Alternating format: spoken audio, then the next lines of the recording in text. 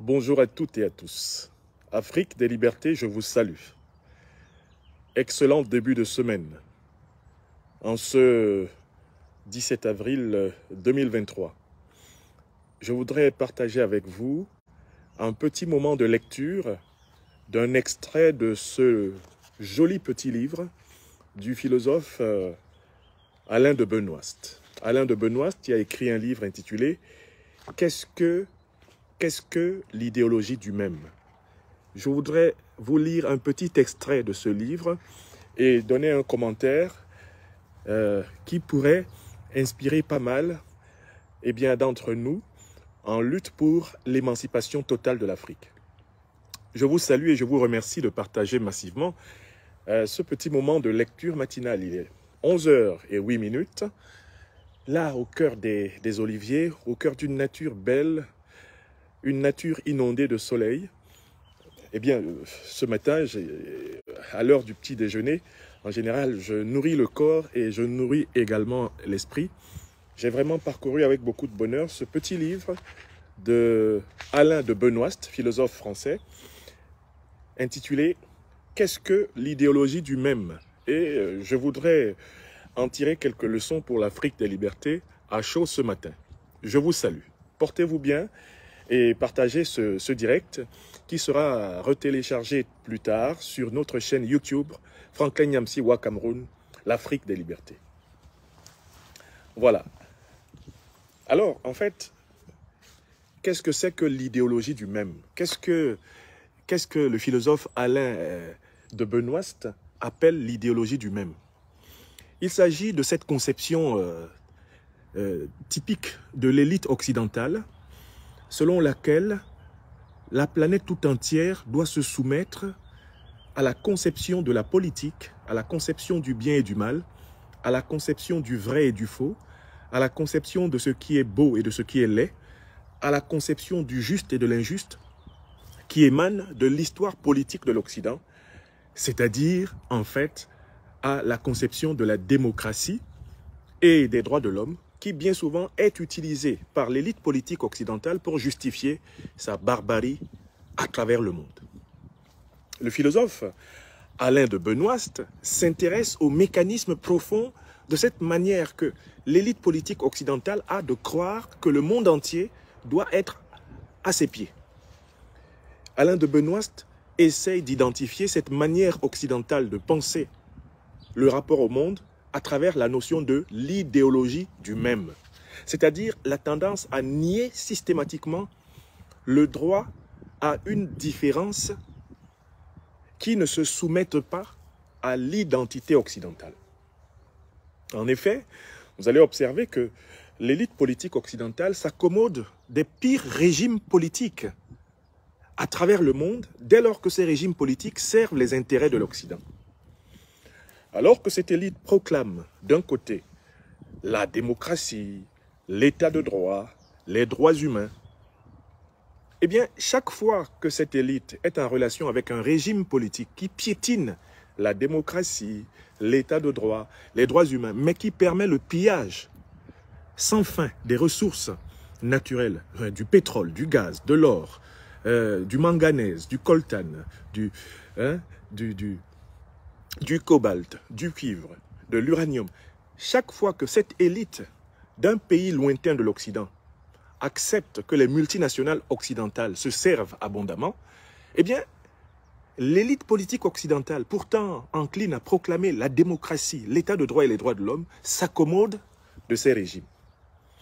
Ce qui prouve que, en fait, derrière la proclamation de la démocratie universelle, de l'état de droit universel, derrière la proclamation de toutes les conditionnalités que l'Occident a tendance à brandir, notamment contre les pays africains en quête de véritable indépendance, se cache tout simplement l'idéologie du même, c'est-à-dire la soumission de la planète entière à la volonté de cette élite. Alain de Benoist, dans ce livre-ci, montre justement la vacuité, la nullité de cette prétention à imposer sa volonté au reste du monde et à croire qu'on possède la vérité à laquelle le reste du monde devrait se soumettre. C'est ce qu'il appelle l'idéologie du même. Alors, Je vous lis un extrait du philosophe, dans lequel celui-ci caractérise de manière très précise cette idéologie. Et après la lecture de cet extrait, je vais tirer des conséquences pour l'Afrique des libertés. Alors, l'idéologie du même se déploie à partir de ce qu'il y a de commun à tous les hommes. Elle se déploie en ne tenant compte que de ce qui leur est commun et en l'interprétant comme le même. En l'absence d'un critère précis permettant de l'apprécier concrètement, l'égalité n'est qu'un autre nom du même. L'idéologie du même pose donc l'égalité humaine universelle comme une égalité en soi, déconnectée de tout élément concret qui permettrait précisément de constater ou d'infirmer cette égalité. Pour le dire plus simplement, l'idéologie du même apparaît dès l'instant où l'égalité est, à tort, posée comme synonyme de mêmeté. C'est une idéologie allergique à tout ce qui spécifie, qui interprète toute distinction comme potentiellement dévalorisante, qui tient les différences comme contingentes, transitoires, inessentielles ou secondaires. Son modèle, son moteur est l'idée d'unique. L'unique est ce qui ne supporte pas l'autre et entend tout ramener à l'unité. Dieu unique, civilisation unique, pensée unique. L'idéologie du même reste aujourd'hui largement dominante. Elle est à la fois la norme fondamentale au sens de la Grundnorm kelsenienne, d'où découlent toutes les autres, et la norme unique d'une époque sans norme, qui ne veut en connaître aucune autre. Cette idéologie se veut à la fois descriptive et normative, puisqu'elle pose l'identité fondamentale de tous les hommes, aussi bien comme un fait acquis que comme un objectif désirable et réalisable, sans jamais ou rarement s'interroger sur l'origine de cet écart entre le déjà là et la réalité à venir. Elle semble ainsi procéder de l'être au devoir être. Mais, en réalité, c'est sur la base de sa propre normativité, de sa propre conception du devoir être qu'elle postule un être unitaire imaginaire, simple reflet de la mentalité qui l'inspire. Dans la mesure où elle affirme l'identité foncière des individus, l'idéologie du même se heurte bien entendu à tout ce qui, dans la vie concrète, les différencie. Il lui faut alors expliquer que ces différences ne sont que des spécifications secondaires, fondamentalement insignifiantes. Les hommes peuvent bien différer en apparence, au fond, ils n'en sont pas moins les mêmes. Essence et existence sont ainsi disjointes, comme le sont l'âme et le corps, l'esprit et la matière, et même les droits et les devoirs, au sein d'une relation sociale. L'existence concrète n'est plus qu'un habillage trompeur qui empêche de voir l'essentiel. Il s'en déduit que l'idéologie du même n'est elle-même pas unitaire dans son postulat. Héritière du mythe de la caverne platonicien comme de la distinction théologique de l'être créé et de l'être incréé, elle est de structure et d'inspiration dualiste, en ce sens qu'elle ne peut poser la perspective du même qu'en s'appuyant sur quelque chose qui soit extérieur à la diversité ou qui la transcende. Alors, dans ce paragraphe, le philosophe décrit le mode de fonctionnement intellectuel de l'élite politique occidentale. C'est de penser qu'il est impossible de concevoir quelque chose de juste, de bon, de beau, de vrai, quelque chose d'acceptable, si ce n'est à partir des présupposés de la domination occidentale du monde. Autrement dit, l'élite politique occidentale, qui est au cœur de l'idéologie du même, utilise toutes sortes de subterfuges pour ramener la totalité de l'humanité sous son hégémonie, d'une manière ou d'une autre. Dans cette perspective, on prétend universaliser la démocratie. Or, Alain de Benoist montre dans ce livre qu'il ne peut pas y avoir de démocratie universelle. Le concept même de démocratie porte en lui une notion qui est différente de la notion d'humanité. C'est la notion de peuple. Donc la démocratie, c'est l'organisation politique qui émane d'un peuple, le fameux démos. Or, qui dit un peuple entend par là que d'autres peuples ne sont pas inclus dans une démocratie donnée. Qui dit un peuple entend par là que tout le monde n'est pas citoyen de toutes les démocraties possibles.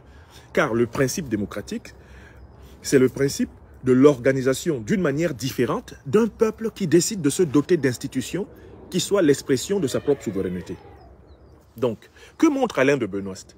Lorsque l'Occident prétend universaliser la démocratie, par définition même, il brise l'esprit de la démocratie. La démocratie ne peut pas être universelle, car le concept de démocratie est enraciné dans le concept de peuple. Et un peuple, c'est toujours un groupe particulier d'être humain. C'est donc le processus interne, le processus politique interne propre à chaque peuple qui lui permet de se doter d'institutions authentiques. Tout processus politique externe, par les bombes, par le dollar, tout processus politique externe par les conditionnalités du FMI, de la Banque mondiale, tout processus politique externe par la propagande, la manipulation, tout processus politique externe passant par les programmes scolaires, les programmes académiques ayant pour but de lessiver le cerveau de toute la planète et d'imposer les concepts normatifs de l'Occident, tout ce processus-là ne peut pas fonder la démocratie en Afrique, la démocratie en Asie, la démocratie en Amérique latine, comme elle fonctionnerait en Amérique du Nord, comme elle fonctionnerait en Europe. Alain de Benoist étend le même raisonnement au problème des droits de l'homme. Mais on parle de droits humains, mais la notion de droits humains ne peut pas être une notion qui, a priori, soit universelle, puisque les droits sont toujours proclamés à l'intérieur d'un peuple particulier, à un moment historique particulier. Par conséquent, on ne peut pas prétendre intervenir dans les affaires des autres peuples du monde au nom de droits humains que l'on a proclamés à partir de sa propre histoire singulière. Les droits humains doivent être proclamés systématiquement à partir d'une démarche endogène, une démarche qui est propre à la société, qui propulse des valeurs. Et il n'y a pas une façon unilatérale de comprendre les droits humains. Donc Alain de Benoist montre que, en fait, l'Occident aujourd'hui il est à la croisée des chemins. Il a perdu la capacité de convaincre parce que le monde entier a compris l'escroquerie de l'idéologie du même. L'idéologie du même. L'escroquerie, c'est que derrière ce qu'on peut appeler de bonnes intentions, derrière de bonnes intentions affichées, ne se cache ni plus ni moins que la volonté d'accaparement permanent du monde, de contrôle des richesses de la planète, de contrôle de la circulation des idées, de contrôle de tout ce qui est de nature à conférer une accumulation indéfinie des moyens de la puissance. La démocratie, les droits de l'homme ne sont pas les buts universels de la politique occidentale. Les buts universels de la politique occidentale, c'est la domination de la planète et l'invention permanente de subterfuges pour justifier cette domination. Voilà pourquoi le monde multipolaire qui est en construction doit être en rupture avec l'idéologie du même. Et voilà les conséquences que je veux tirer pour l'Afrique des libertés. Bon, l'Afrique des libertés, à savoir la lutte des peuples africains pour sortir de la quadruple domination, l'occupation militaire du sol africain par les troupes françaises et occidentales, anciennement coloniales et négrières, la rupture avec les instruments de la domination économique de l'Afrique, et dont notamment la terrible monnaie coloniale du franc CFA, le chemin vers la fin des dictatures, c'est-à-dire le démantèlement des régimes politiques africains qui prospèrent essentiellement dans le mépris de l'Africain, et enfin la refondation des institutions politiques, économiques, sociales, culturelles et spirituelles de l'Afrique sur la tradition africaine multimillénaire. Tout cela ne peut pas se faire à partir de l'idéologie du même. L'Afrique ne peut pas se construire en reproduisant les thèmes de la démocratie universelle occidentale, en reproduisant la propagande occidentale des droits de l'homme, en reproduisant les concepts économiques occidentaux comme la croissance, le développement, etc. L'Afrique ne peut pas se trouver un chemin propre à elle. Il lui faut opérer une rupture avec l'idéologie du même et se demander qu'est-ce qui, de très longue date, dans la tradition historique africaine, sous sa forme la plus élevée, qu'est-ce qui est considéré comme vrai, qu'est-ce qui est considéré comme juste, qu'est-ce qui est considéré comme bien, qu'est-ce qui est considéré comme beau, et quelle est la meilleure façon de matérialiser cela aujourd'hui au regard des acquis de l'histoire, de la science, de la technique, au regard des acquis de l'expérience. Il faut donc sortir de l'idéologie du même et entrer dans une nouvelle idéologie qui mérite elle aussi d'être critiquée, c'est l'idéologie du monde multipolaire. Alors c'est quoi le monde multipolaire? C'est un monde dans lequel il ne sera plus nécessaire que tout le monde soit d'accord sur tout afin de vivre ensemble. C'est un monde dans lequel le désaccord sera fécond. Tout le monde n'a pas besoin d'être d'accord sur ce que c'est que la démocratie ou ce qu'elle n'est pas. Tout le monde n'a pas besoin d'être d'accord sur ce que c'est que l'économie ou ce qu'elle n'est pas. Tout le monde n'a pas besoin d'être d'accord sur ce que sont les droits humains ou ce qu'ils ne sont pas. Ce qu'il faut, c'est un monde dans lequel tous nous participons à élaborer un compromis, à élaborer un consensus minimal, à élaborer des règles de négociation, des règles de réciprocité, de compensation, des règles de reconnaissance mutuelle qui jamais ne signifient que les uns deviennent soumis aux autres, que les uns deviennent les esclaves des autres. Bref, il s'agit, avec l'idéologie du monde multipolaire, il s'agit d'aller vers un monde où la pluralité, le fait qu'il y ait plusieurs façons de comprendre, n'est plus la source de la guerre, mais au contraire, l'aliment qui nourrit le dialogue, la paix et l'inspiration réciproque. Le monde multipolaire sera donc un monde dans lequel nul ne peut dire qu'il possède le monopole de la vérité, le monopole du bien, le monopole du droit, le monopole du beau, mais un monde dans lequel chacun reconnaîtra qu'aucune espèce humaine, aucun être humain ne possédant la vérité absolue, tous la recherchant, eh bien, il appartient à chaque individu, à chaque peuple, il appartient à chaque civilisation de creuser dans ses propres tréfonds pour pouvoir s'élancer vers l'avenir dans le respect eh bien, de ce qui fait la différence et donc aussi, paradoxalement, la richesse des autres. Oui, Alain de Besançon a raison, l'Occident s'est planté parce qu'il s'est laissé enfermer dans l'idéologie du même. Il n'a pas vu le monde nouveau, le monde multipolaire naître. Voilà, mes chers amis, la réflexion matinale que m'inspire la lecture de ce petit ouvrage que j'ai englouti avec mon petit déjeuner ce matin et que je voulais partager avec vous. Il nous faut nous habituer à vivre dans un monde où il n'y aura plus une puissance, il n'y aura plus un peuple, il n'y aura plus une civilisation qui dira « c'est moi la vérité, je possède la vérité, suivez-moi, soumettez-vous ». That world has ended. The world of the same has ended. Nkonsi uye inyu burwaso bobaso. Nkonsi uye inyu burwab nam bobaso. Murakal haban kile unu nkonsi uye we to. Uye wes be bobaso. Voilà mes chers amis. Je vous souhaite une excellente semaine où que vous soyez sur la planète. Excellente semaine à l'écoute des idées novatrices en rupture avec l'idéologie du même. L'idéologie du même s'effondre.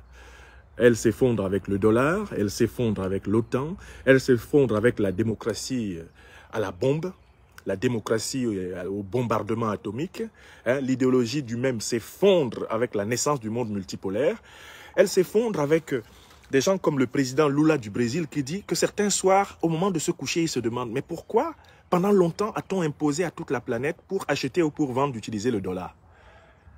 Le président Lula du Brésil se pose les mêmes questions que vous et moi. Comment nos ancêtres, comment nos parents ont-ils pu accepter un monde dans lequel, pour échanger entre eux, il y a une tierce puissance qui vient leur imposer ses billets de banque. Et nous, d'Afrique centrale, d'Afrique de l'Ouest francophone, la question se pose à nous. Comment avons-nous pu vivre pendant 60 ans sous une monnaie fabriquée par une autre puissance pour, en réalité, avaler, engloutir nos richesses? Comment avons-nous, pendant plus de 60 ans, pu vivre sous le franc CFA? Où étaient passés les cerveaux, même des dirigeants les plus vassaux, où étaient passés les cerveaux? Où étaient passés les cerveaux pour que plus de 60 ans de franc CFA ait été possible? Car en fait, le franc CFA, c'est une application de l'idéologie du même. Voilà des gens qui sont assis chez eux en France et qui dictent les conditions des échanges monétaires pour 15 pays africains. Et puis, il y a des gens qui ont vécu toute leur vie dedans, sans s'en scandaliser. Il y en a même d'autres qui sont mis à la télé, devant leurs compatriotes, pour dire que c'était normal. C'est l'idéologie du même. C'est l'idéologie du même. C'est s'asseoir chez soi et dicter aux autres les conditions de leur vie. S'asseoir chez soi et imposer ces 4 volontés aux autres. C'est l'idéologie du même. C'est l'idéologie de Chamalières. C'est l'idéologie de l'occupation militaire de l'Afrique. par des forces vomies par les peuples africains. C'est l'idéologie de l'imposition de dirigeants non élus ou mal élus, violeurs de constitution à des peuples. Pourquoi? Parce qu'il y a des intérêts extérieurs à ces peuples qui priment sur les intérêts de ces peuples. C'est l'idéologie du même. Alors, il faut, avec beaucoup de courage, sortir de l'idéologie du même et aller vers l'idéologie du monde multipolaire. Bonne journée et bonne semaine à tous et à plus tard. Cette conversation sera téléchargée et rediffusée plus tard dans la journée sur notre chaîne YouTube, Franklin Nyamsi-Wa Cameroun, l'Afrique des libertés. Je vous remercie. Portez-vous bien. Excellente semaine à toutes et à tous. Soyez bénis.